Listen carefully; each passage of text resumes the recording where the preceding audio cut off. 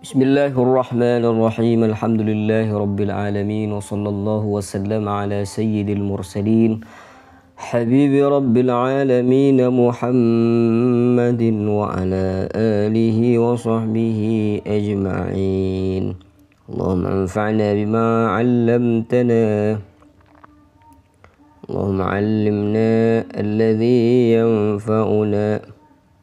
Amma ba'd.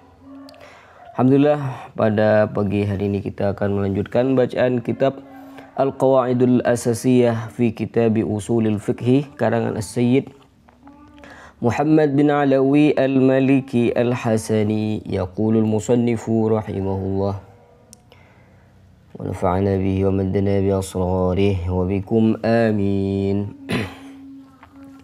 Qala al-musannifu rahimahullahu ta'ala at-ta'arudu bainal adillati wat tarjih. Berikut adalah bagaimana cara mengkompromikan antara dua dalil yang kontradiksi, yang bertentangan. Di mana di pembahasan kali ini kita akan menjelaskan bahwasanya kadang tuh dalam syariat Islam dalil-dalil yang ada di dalam Al-Quran ataupun hadis Nabi Shallallahu Alaihi Wasallam, kalau kita melihat zahir dari hadisnya, zahir dari ayatnya, terkadang kita tahu bahwasanya itu bertentangan. Dalil yang satunya mengharamkan, dalil yang satunya menghalalkan misalkan. Maka bagaimana menyikapi dua dalil yang bertentangan tersebut? Nah, di sini kita akan bahas. Itu pembahasannya dikenal dengan ta'arud, kontradiksi antara dalil-dalil baik itu dari Al-Quran, hadis Nabi Sallallahu Alaihi Wasallam. Al-Quran bertentangan dengan hadis, hadis bertentangan dengan hadis, Al-Quran bertentangan dengan hadis, ya. Dan juga bagaimana cara mentarjihnya, cara menguatkan mana yang lebih kuat, dalil mana yang bisa diambil. Nah, itu yang kita akan bahas di pembahasan ini. Sebelum kita masuk ke pembahasan apa itu ta'arud dan bagaimana cara mengkompromikan antara dua dalil yang bertentangan. Nah, di sini beliau akan memberikan definisi terlebih dahulu apa itu ta'arud. Qala al-musannifu at-ta'arudu fil lughati tafa'ulun minal 'ardi. Ta'arud itu dalam bahasa Arab itu artinya tafa'ul, sebuah interaksi ketika ada sesuatu yang menghalanginya. Taqulu 'arada li kadza idza istaqbalaka ma yamna'uka mimma qasadtah. Ada orang Arab berkata arada li kadza, atau kamu mengatakan arada li kadza, ada sesuatu yang menghambat saya, ada yang menghalangi saya. Idza istaqbalaka ma yamna'uka mimma qasadtah. Apabila kamu itu dihambat oleh sesuatu sehingga sesuatu tersebut itu menghalangimu untuk bisa nyampe ke tujuanmu, itu namanya ard. Dan dari situ lafaz ta'arud ini diambil. Wa fil istilah dan dalam istilah para ulama, iqtida'u kullin min ad-dalilaini min dalilaini 'adama muqtadal akhari wa la yakunu illa idza kanat an-nisbatul hukmiyatu muttahidatan. Dalam istilah para ulama yang dikatakan ta'arud atau kontradiksi dalam dalil adalah di mana setiap dalil yang ada itu menafikan apa yang dituntut dengan dalil yang lain, dan itu tidak bisa kita temukan kecuali pada hukum yang sama dalam satu permasalahan yang juga sama. Misalkan dalam dalil ziarah kubur, Nabi Shallallahu Alaihi Wasallam pernah melarangnya, tapi di hadis yang lain Nabi Shallallahu Alaihi Wasallam memperbolehkannya. Nah, di situ dalam masalah ziarah kubur sendiri terjadi perbedaan. Maksudnya terjadi perbedaan qaulun Nabi. Nabi di awal-awal memang sudah melarang, Tapi di kemudian hari Nabi Shallallahu Alaihi Wasallam itu menganjurkannya. Nah, di sini yang dikatakan ta'arud, bertentangan. Yang satunya memperbolehkan, yang satunya mengharamkan. Maka di sini tugas ulama usul fikih adalah bagaimana cara menggabungkan antara dua dalil yang bertentangan tersebut.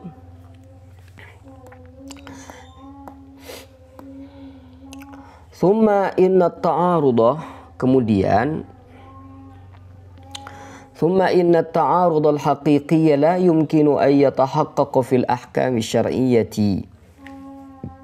Ta'arud secara hakikat itu tidak bisa terwujud dalam hukum syariah, tidak mungkin ada. Ta'arud secara hakiki di mana ada dalil-dalil syariat itu bertentangan, bertabrakan antara satu dengan yang lain. Secara hakikat itu tidak ada dan tidak mungkin antum temukan dalam Al-Quran ataupun hadis-hadis Nabi Shallallahu Alaihi Wasallam. Karena itu namanya sudah tanaqud, bertentangan. Wa tanaqudu muhalun fi syari'i li'annahu alamatul ajzih. Muhal itu bisa ditemukan dalam syariat karena ketika ada ta'arud atau bertentangan, maka itu menunjukkan akan lemahnya syariat dan itu tidak mungkin. Maka yang kami paham dari dalil-dalil yang bertentangan dari ulama-ulama usul fikih, ketika ada dalil yang bertentangan, maka bagaimana cara menggabungkan atau mengamalkan semua dalil yang bertentangan? Bagaimana cara mengkompromikan antara dua dalil yang bertentangan? Di situ pembahasannya.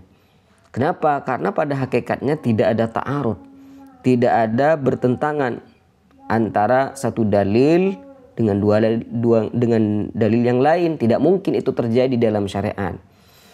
Jadi yang bisa kita lakukan, yang bisa ulama usul fikih lakukan adalah memberikan cara bagaimana cara menggabungkan, cara mengkompromikan antara dua dalil yang bertentangan.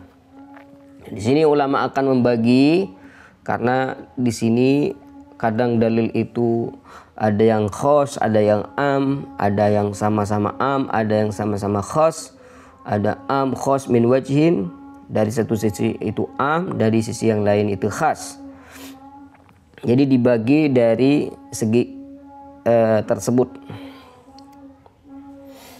فإذا تعارض نصان من قول الله تعالى أو من قول رسول الله صلى الله عليه وسلم أو أحدهما من قول الله تعالى والآخر من قول رسول الله صلى الله عليه وسلم, apabila ada dua nas bertentangan, baik yang satunya adalah firman Allah Subhanahu wa taala, yang satunya adalah perkataan Rasulullah sallallahu alaihi wasallam, atau yang satunya itu qaulullah, yang lainnya qaulur Rasul sallallahu alaihi wasallam, maka fala yakhlu, tidak lepas keadaan dua dalil tersebut min ahadi umurin arba'ah, min ahadi arba'ati umur, dari 4 perkara.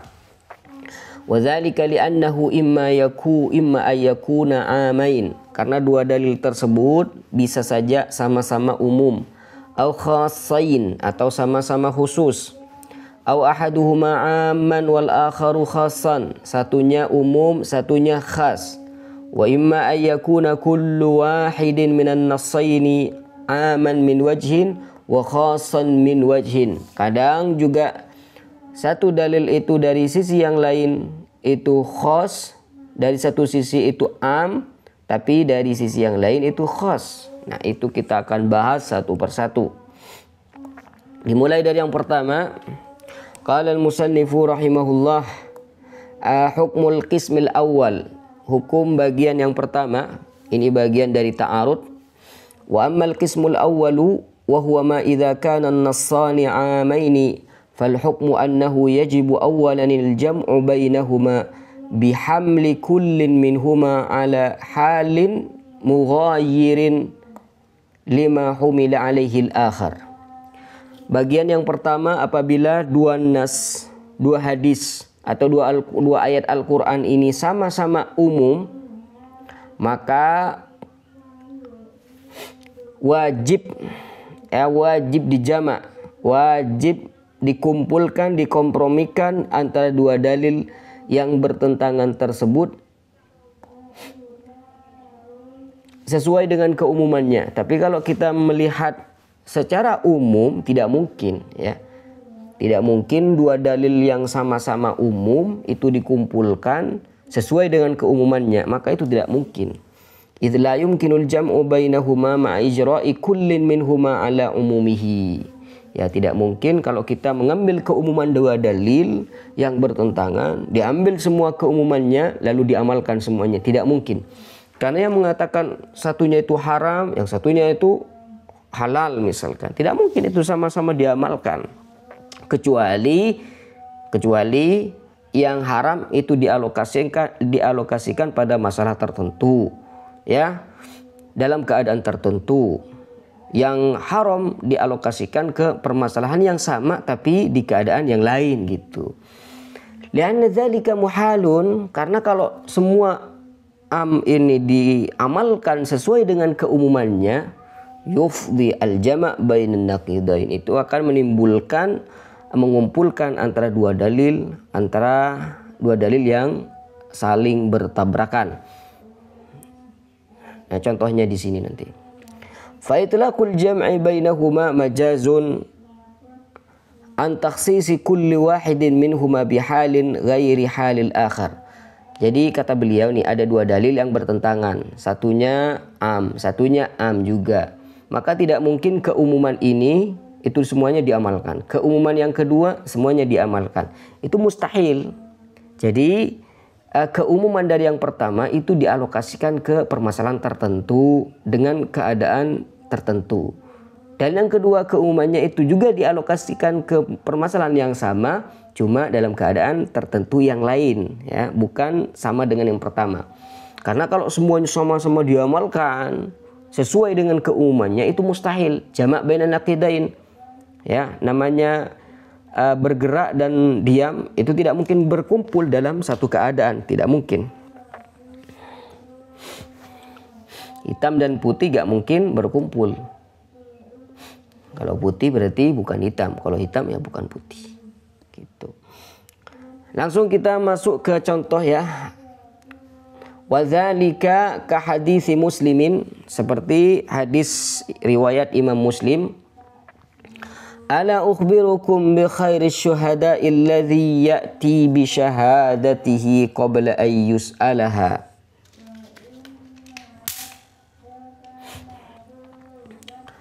Ala ukhbirukum bi khairi asy-syuhada.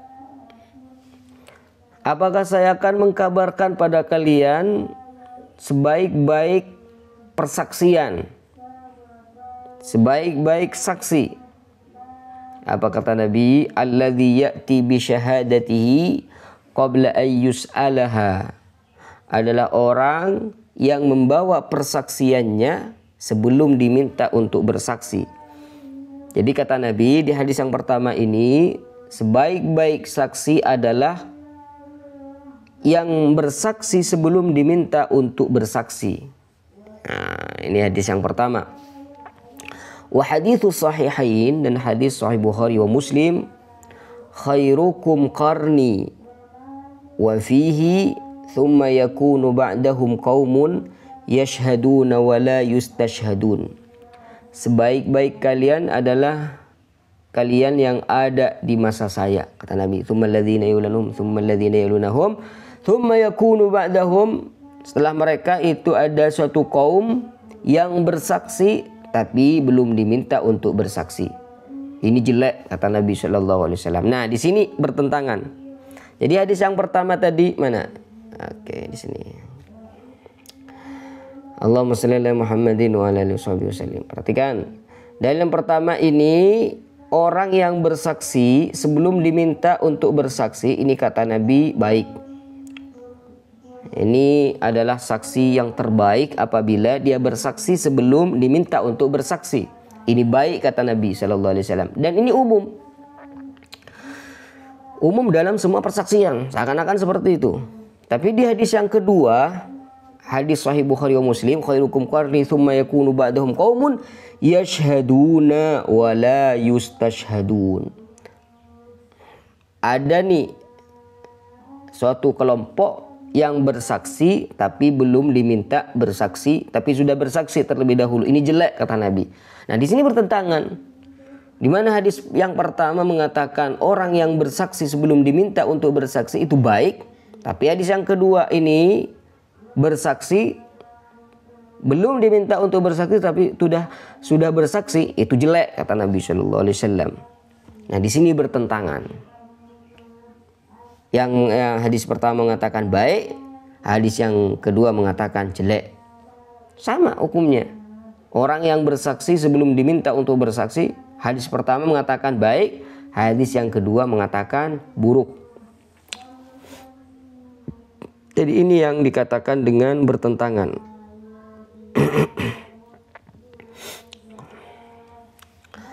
Fahadhani amani fi kulli syahadatin. Nah, ini umum. Seakan-akan semua persaksian berlaku di sini. Juga di sini semua persaksian hukumnya berlaku sama. Bidun istishhad, tanpa diminta untuk bersaksi tapi dia sudah bersaksi, itu buruk kata Nabi Shallallahu Alaihi Wasallam. Tapi di hadis yang pertama baik. Wa qad hakama al-hadithul awwalu bi anna alladhi yashhadu qabla an yutlaba minhu ash-shahadatu huwa khairu syuhud. Di mana di hadis pertama tadi Nabi Shallallahu Alaihi Wasallam menghukumi bahwasanya orang yang bersaksi sebelum diminta untuk bersaksi itu adalah saksi yang terbaik kata Nabi Shallallahu Alaihi Wasallam. Alladhi yashhad qabla an yustashhad. Wa hakama al-haditsu tsani bi annahu syarru syuhud. Nabi SAW di hadis yang kedua menghukumi bahwasanya orang yang bersaksi sebelum diminta untuk bersaksi itu kata Nabi syarru syuhud, seburuk-buruk saksi. Gimana tuh? Wa huma mutanafiyan. Ini letak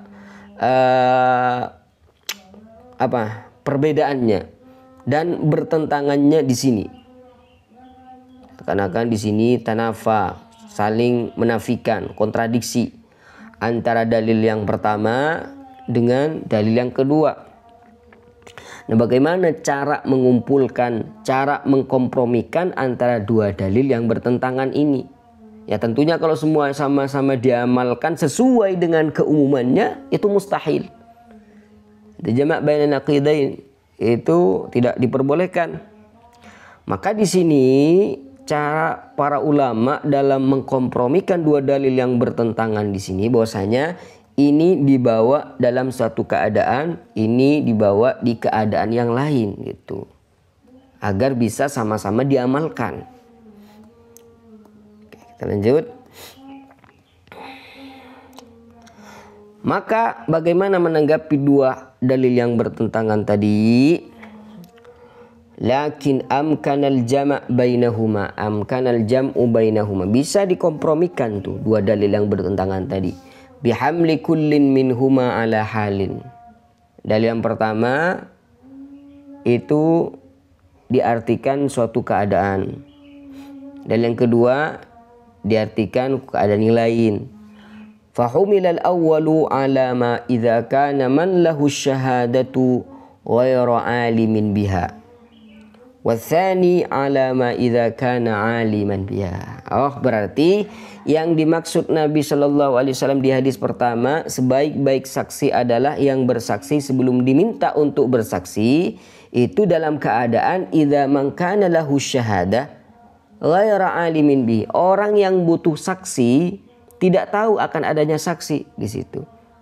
Jadi misalkan dalam satu pengadilan misalnya, ini terdakwa ini tidak punya saksi sama sekali. Lalu ada dan dia tidak tahu bahwasanya di situ ada orang yang bisa menjadi saksi. Lalu dia ada orang datang lalu bersaksi sebelum diminta untuk bersaksi. Maka dengan adanya saksi tersebut dia senang karena ada orang yang bersaksi. Nah, itu yang dimaksud oleh Nabi Shallallahu Alaihi Wasallam sebaik-baik saksi. Nah yang kedua, wasani hadis yang kedua yang oleh Nabi SAW dikatakan itu saksi yang buruk adalah alama idza kana aliman bi, apabila orang yang butuh saksi itu sudah tahu, sudah dia punya saksi, dia punya saksi, beberapa saksi sudah siap, dia sudah tahu ini si fulan akan menjadi saksi, ternyata ada orang nyelonong lalu bersaksi sebelum diminta untuk bersaksi. Nah ini yang dikategorikan sebagai saksi yang buruk. Nah, jadi dua dalil tersebut walaupun secara zahir dilihat dari zahirnya itu bertentangan, tapi kalau kita bawa ke keadaan yang berbeda maka tidak akan terjadi pertentangan dalam hadis tersebut. Nah ini cara para ulama ketika menemukan dua dalil yang bertentangan. وحمل البيضاوي وغيره الأول على حق الله تعالى كالطلاق والعتاق. Al-Imam al-Baydawi dan yang lainnya, hadis yang pertama tadi yang mengatakan sebaik-baik saksi adalah apabila bersaksi pada hak Allah Subhanahu wa taala, bersaksi dalam talak, bersaksi dalam etak memerdekakan budak.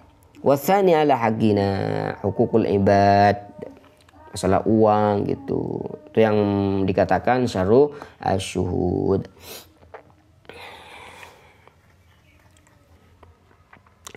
Thumma qala wa idza lam yumkin al-jam'u baina an-nassayn al-'amayn kama dhakarna fa innahu yutawaqqafu fihima 'an al-'amali bi wahidin minhuma illam yu'raf at-tarikh. Apabila sudah tidak bisa dilakukan lagi, tidak bisa dikompromikan antara dua dalil yang bertentangan seperti yang kita sebutkan tadi, maka hukumnya yutawaqqaf, dimaukufkan, dinantikan, sehingga tidak bisa kita amalkan sampai kita menemukan murajjih. Ada dua dalil bertentangan, tidak bisa dikompromikan tuh dua dalil yang bertentangan, sama-sama tidak bisa dibawa pada keadaan tertentu, maka di sini ketika sudah tidak bisa dikompromikan lagi antara dua dalil yang bertentangan, maka kita menantikan akan adanya murajjih, dalil khariji, dalil luar. Dan misalkan tidak diketahui tarikhnya, ini lebih awal mana yang lebih turun terlebih dahulu, apakah ayat pertama, yang kedua, tak diketahui misalkan. Nah, maka di situ ada tawakkuf, menanti. Wa yastamirru tawakkufu ila an yadhhara tarjihu ahadihima 'ala al-akhari fayu'malu bihi, sehingga tidak diamalkan sampai sudah tampak bahwasanya dalil ini yang lebih kuat. Oke, kita langsung masuk ke contoh. Misaluhu qauluhu ta'ala, misalnya qauluhu ta'ala au ma malakat aymanukum, atau budak-budak yang kalian punya. Nah, di mana ayat ini menunjukkan bahwasanya boleh menyetubuhi dari ayat yang pertama, dari ayat sebelumnya itu boleh menyetubuhi istri. Au ma malakat aymanukum, atau budak perempuan yang kalian miliki. Au ma malakat aymanukum, atau budak perempuan yang kalian miliki, itu boleh kalian setubuhi. Jadi di sini malakat aimanukum kan bisa satu, bisa dua, bisa tiga, karena ini umum. Malakat aimanukum ini umum, bisa satu budak, dua budak, tiga budak, empat budak, itu bisa. Dan di sini juga umum. Umumnya dari segi apa? Baik yang budak yang dimiliki itu bersaudara atau tidak. Misalkan dia punya dua budak nih, Salma dan Salwa misalkan. Anggaplah nama budaknya Salma dan Salwa. Ini bersaudara nih. Salma dan Salwa ini saudara kandung. Ini Salma ini kakaknya, Salwa ini adiknya. Seakan-akan ayat ini memperbolehkan mengumpulkan antara dua perempuan bersaudara ketika menjadi budak. Seakan-akan seperti itu kalau kita melihat dari keumuman ayatnya. Karena ayat ini umum, tidak menentukan bersaudara atau tidak. Yang penting bolehlah kalau budak. Oke, ini yang pertama. Kemudian ayat yang kedua, wa qaulihi ta'ala wa an tajma'u bainal ukhtain. Dan haram bagi kalian mengumpulkan dua perempuan yang bersaudara. Tidak boleh. Misalkan siapa nih namanya? Laila dan Laili misalkan. Laila dan Laili juga bersaudara nih, Laila dan Laili. Apakah boleh seorang itu menikah dengan Laila dan Laili bersamaan? Tidak. Itu haram.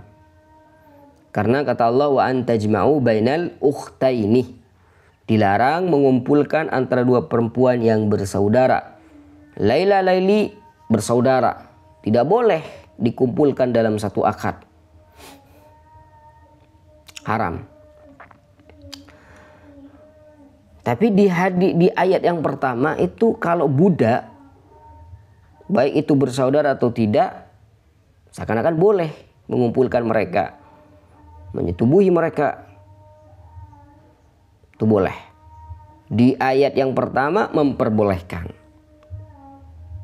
Di ayat yang kedua tidak memperbolehkan. Karena di sini wa antajma'u bainal ukhtaini kan umum.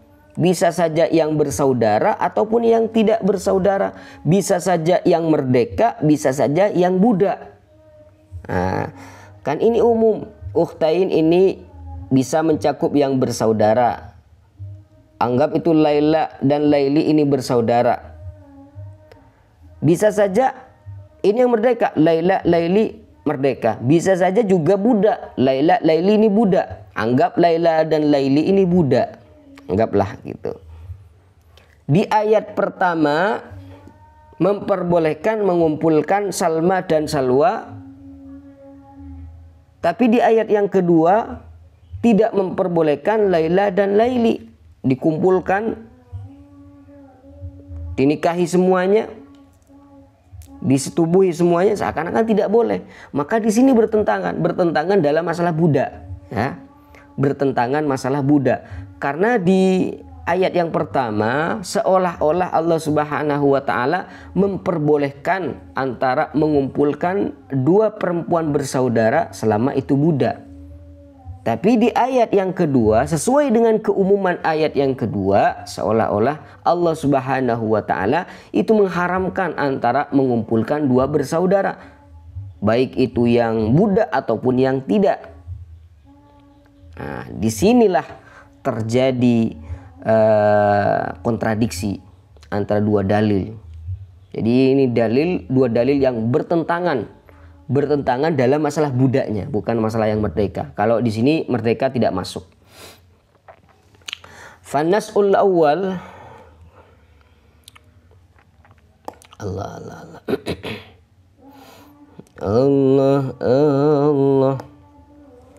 Fannasul awwalu, maka nas pertama, ini nas pertama. Yufidu ibahat at-tamattu'i bi'umumi ma yaqa'u tahta milki al-yamin min al-ima'i walau waqa'at tahta al-milki ukhtani fa innahu yubahu dhalika bi'umumin nas. Maka apabila kita mengambil keumuman nas Al-Qur'an, maka di sini diperbolehkan mengumpulkan antara dua perempuan bersaudara apabila sama-sama menjadi budak. Laila, Laili menjadi budak. Boleh kita kumpulkan mereka berdua, boleh kita setubuhi mereka berdua. Padahal mereka bersaudara. Itu kenapa boleh? Diambil dari keumuman ayat auma malakat aimanukum. Ini umum. Ini dalil yang pertama. Ayat yang pertama. Tapi kalau kita melihat ayat yang kedua seolah-olah tidak memperbolehkan antajma'u bainal ukhtain, tidak boleh kalian mengumpulkan dua perempuan bersaudara. Tidak boleh. Yang mana juga dicakup di dalamnya budak ketika bersaudara.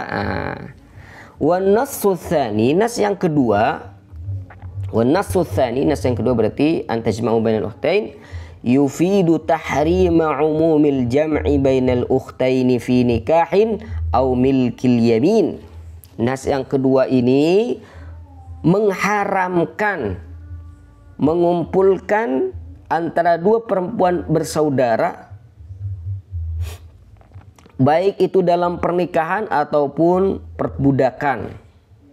Wa antajma'u bainal ukhtain, tidak boleh kalian mengumpulkan dua bersaudara baik dalam menikahi mereka ataupun menjadikan mereka semua budak.